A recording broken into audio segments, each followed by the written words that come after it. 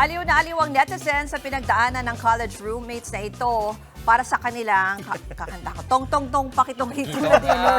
Ay, eto Oh, na, alam niyo na pilitan yan. kasi sila Ruth na habulin nga itong tong-tong-tong pakitong-hitong na yan. Uulamin Alimango. sa anin nila.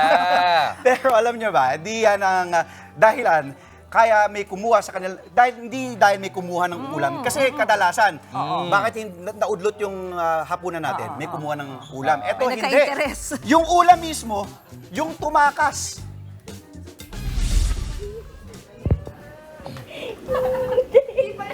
Nagtilian ng mga babaeng ito nang makitang ang gumagapang na alimango sa lapag ng kanilang apartment.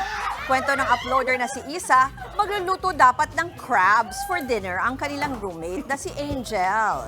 Habang bumibili ng soft drink sa mga kasama, nilagay raw muna ni Angel ang mga ito sa bowl at nahiga saglit para magpahinga.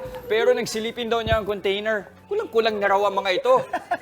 Agad naman daw siya nag-message sa kanyang mga roomies at natagalan nga lang sila bago nahuli ang nakatakas na alimango. Kaya pinagbukas na lang nila ang pagluto daw ng alimango. Sabi ni Isa, lalong sumarap ang ulam dahil pinaghirapan nila ito.